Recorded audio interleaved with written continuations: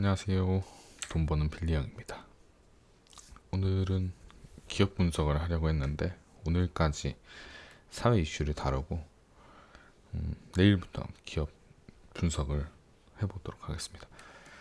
오늘은 왜 사회 이슈를 다루냐면 많은 사회 이슈들이 있었지만 이 부분은 조금 알고 가야 될 것 같다. 그리고 저도 솔직히 말씀드리면 UNH의 유나이티드 헬스 그룹을 유망하게 보던 사람으로서 이번 사회 이슈는 꼭 짚고 넘어가야 될 것 같다라고 생각했기 때문에 이번에 이 영상을 준비했습니다.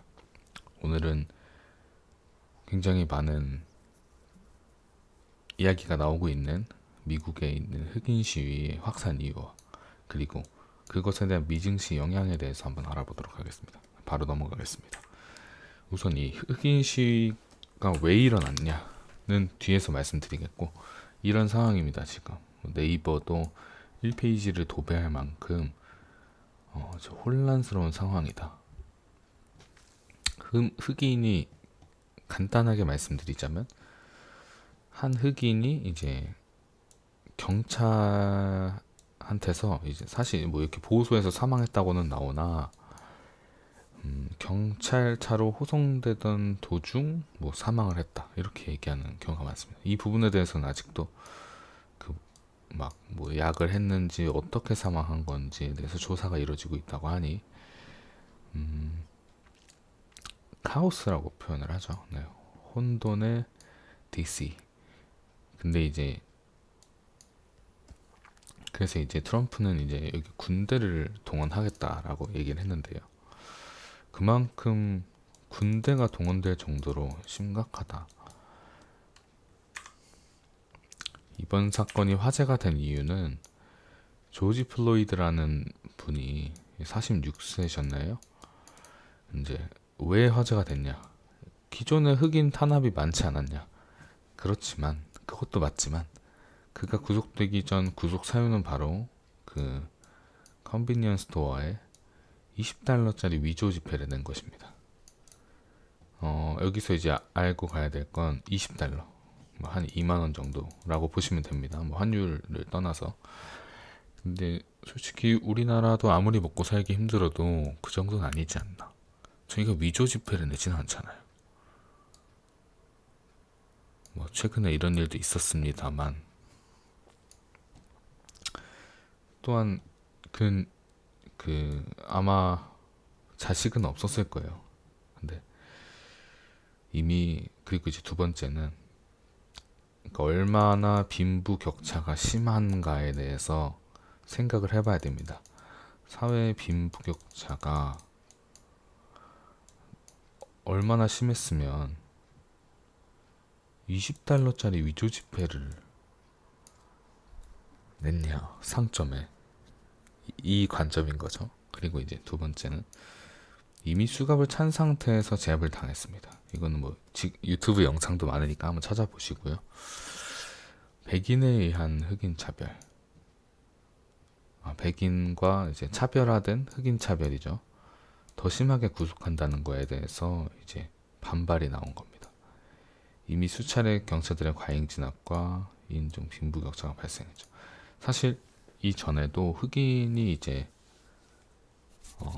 한 호텔에서 사살되는 경우가 있었는데, 진압을 하다가 흑인이 이제 뒤에 바지를 이렇게 올리려고 했는데 바지를 올리려다가 얘가 총을 꺼내는 줄 알고 경찰이 쏴버린 경우가 있었습니다. 이때는 사실 이때도 많은 논란이 있었으나 그 뭐랄까요, 지금보다는 뭐 사회적 이슈가 덜했습니다. 그때도 시위가 일어나긴 했습니다만.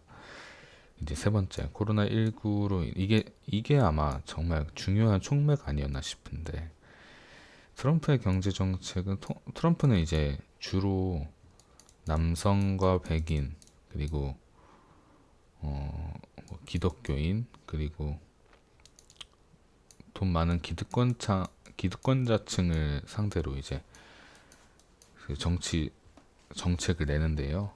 이제 일부 기업을 위한 정책만 냈을 뿐 경제 취약계층에는 소홀했다. 이게 가장 크지 않았나. 저희 우리나라에도 비슷한 사례가 있었습니다. 보시면 알겠지만 현대판 장발장, 불과 5개월 전인데 코로나가 발생하기 전이죠. 근데 저희는 세 분의 이제 이렇게 시위로, 이게 시위도 있고 뭐 더 있겠지만 아직은 시민 의식이 세 단계가 여유롭다. 말을 잘 못하겠네요. 일단 그 마트 대표분은 구속을 안 했고, 그 구속이 아니라 신고를 했지만 훈방 조치를 원했고요. 사회적으로 받아준 거죠. 그리고 이제 두 번째는 길 가던 행인. 이거 정확히 말씀드리자면 한 아버지와 아들이 이제 마트에서 우유랑 사과 4개인가 6개인가를 훔쳤습니다. 우유랑 사과를 훔쳤어요. 아들 가방에 넣어서. 그래서 이제 마트 직원이 신고를 했는데 이제 여기서 훈방 조치해주고 길 가던 행인이 20만 원을 던져주고 갔답니다. 그리고 세 번째, 경찰관 분도 이 두 분과 함께 굉장히 감동적이죠. 이 두 분과 함께 이제 국밥을 먹으러 갔다. 그러면서 이제 막 우시더라고요. 이걸 보면 얼마나 그래도 아직은 살만한 나라인가 알 수 있습니다. 그러니까 한국과는 비교가 많이 되죠. 이걸 보기 전에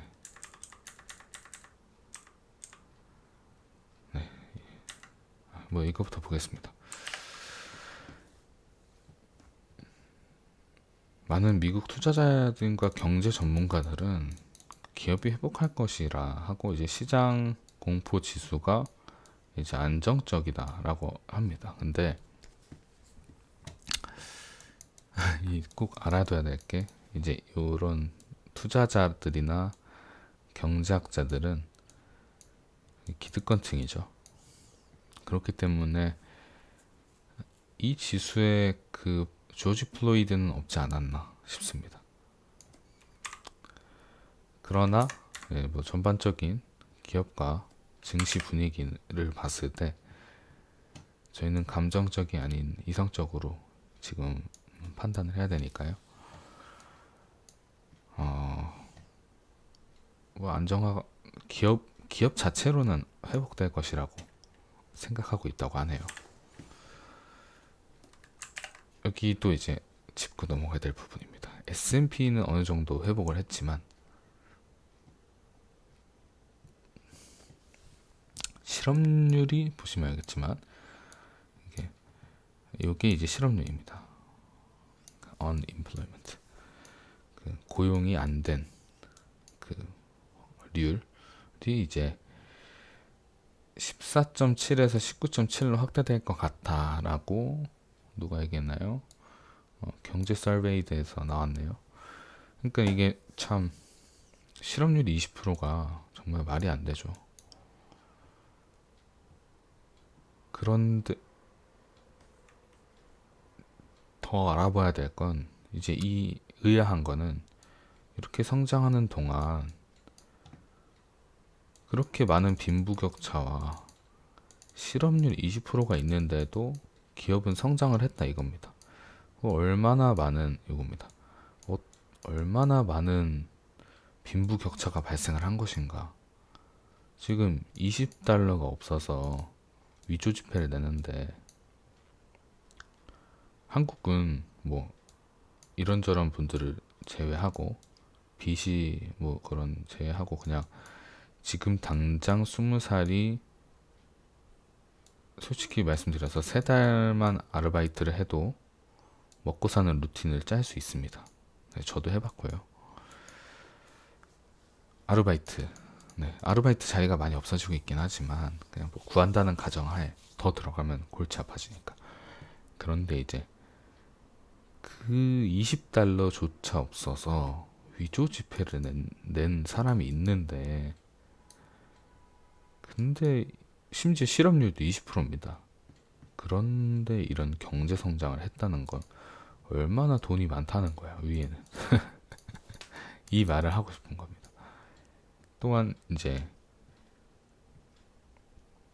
공화당은 더 나아갈 수 있겠는가, 이겁니다. 20%의 실업자들이면 인구의 20%면 굉장히 많죠. 네, 인구의 20%면 획을 달려야 한다고 볼 수 있습니다. 근데 이런 인구의 20%나 이러고 실업인데 공화당이 계속 나아갈 수 있을까? 이겁니다. 그리고 얼마나 많이 불만을 쌓아놨으면 이렇게 되지 않았나.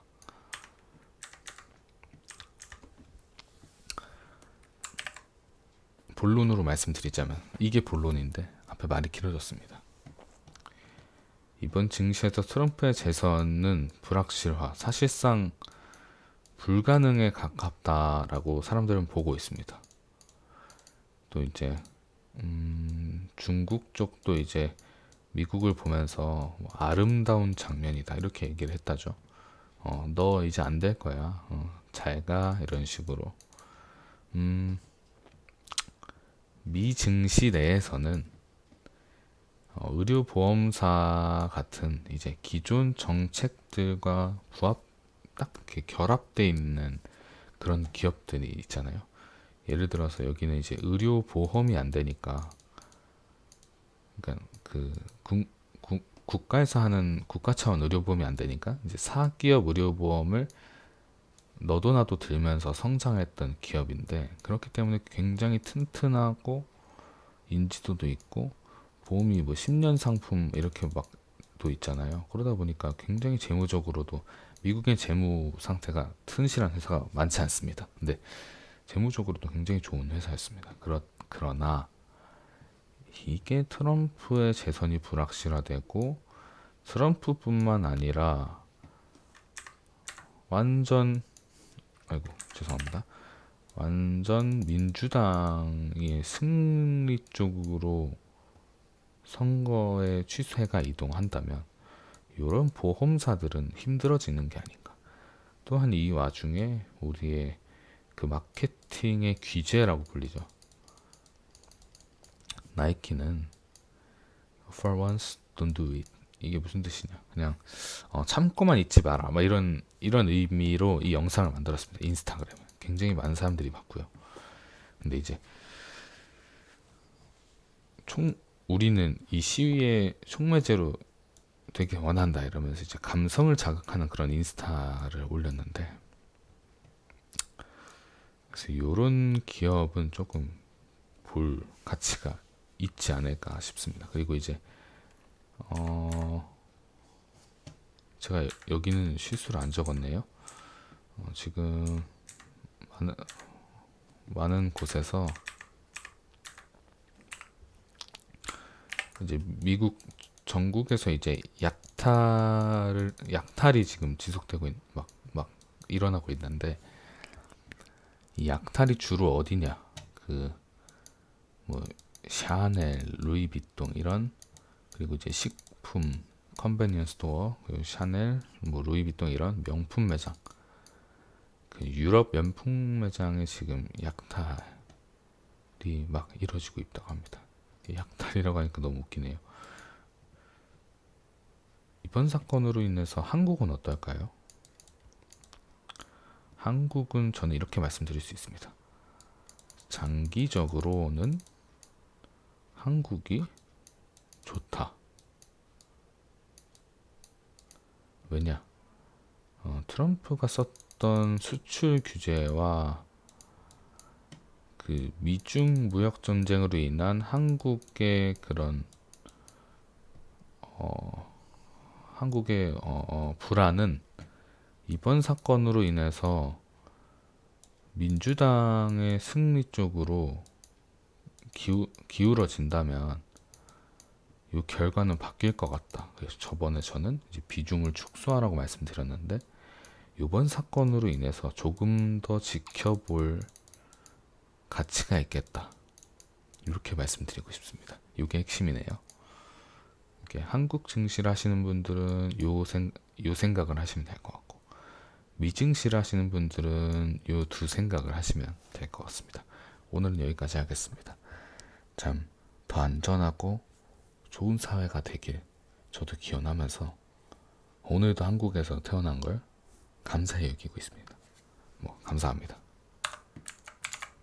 여기까지 하겠습니다.